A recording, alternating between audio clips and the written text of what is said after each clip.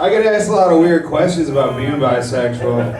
I had an audience member come up to me after the show, and they were like, hey, I'm not trying to be rude or whatever, I just always kind of wondered, like, do you ever get turned on by your own dick? It's like, man, as soon as I find it, I'll let you know. It's a mystery that remains unsolved, you know? It's crazy, dude. I had this other comic, he comes up to me one time, he's like, dude, I don't get you. It's like nothing about you comes off as queer, man. He's like, you wear cool retro baseball hats, you got goofy t-shirts, you got kind of a deep voice, like nothing about you says gay. And I was like, whoa, dude, like, a lot of traditionally masculine stuff is really fucking gay if you think about it. A lot of it is. Like, let's talk about wrestling for a hot second, you guys. Like, wrestling is super gay, man.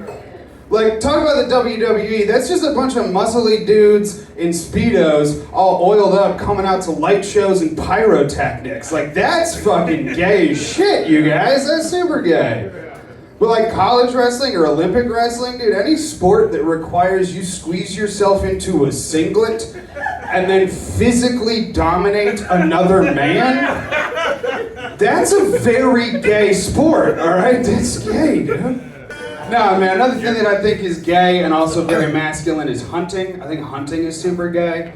Because hunting is like two dudes being like, yeah, me and my best pal Earl are gonna hop in my truck before the crack of dawn in matching outfits that we bought at a place called Dick's.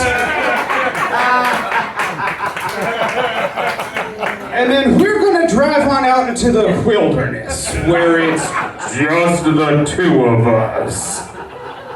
And then we'll have a picnic while we watch the sunrise together. Fuck, I have swallowed for less than that, alright? That's fucking gay, you guys. That's gay, man. Football, a couple people got together and they're like, what if we took 22 very young, very muscly dudes and we put them all in brightly colored costumes with the tightest pants imaginable. And then we got the prettiest one to put his hands just right on the nuts of the guy in front of him, alright? And then everybody else is just gonna try to hug him to the ground. You know what you eat at football games? Hot dogs. That's the gayest food, you guys. It is. That's literally a wiener between two buns, you guys. Like, you know what you get if you're the best at football? You get a piece of jewelry and a parade to let everyone know how much pride you have. Listen to the announcers the next time you're watching a football game. It's always like, ooh, how'd he cram it into that tight of an opening? Boy, I love the way this guy just gobbles up balls. You have to admire his courage standing in there while he's got three guys coming right in his face. I get asked a lot, what's the hardest thing for me about being a bisexual, and I'll tell you all truthfully, it was trying to come out to my parents. And like, not because I didn't think they were gonna take it super great, I just didn't want to have that awkward conversation with them and then sit there in silence while one of them got $40 to hand to the other one, you know?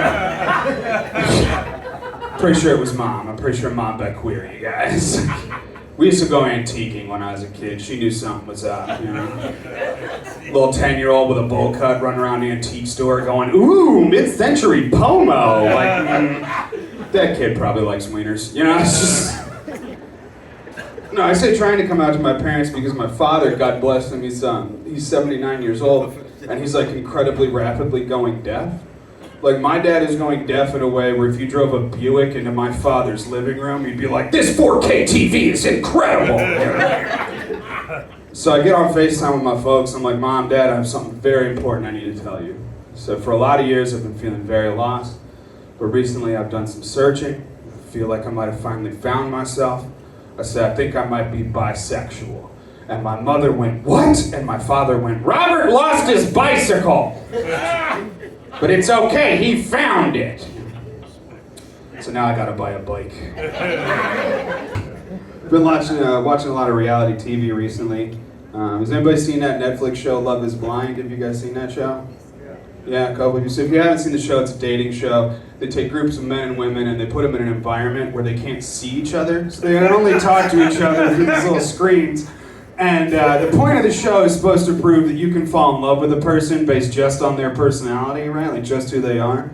And I think that it's beautiful, it's wonderful, it's the right kind of message for us to put out in the world, except that everybody on that show is stupid fucking hot. All right, they are all so hot. And they're incredibly successful too. Every single one of them is like, Tina is an Olympic gymnastics instructor with a PhD in economics from Stanford.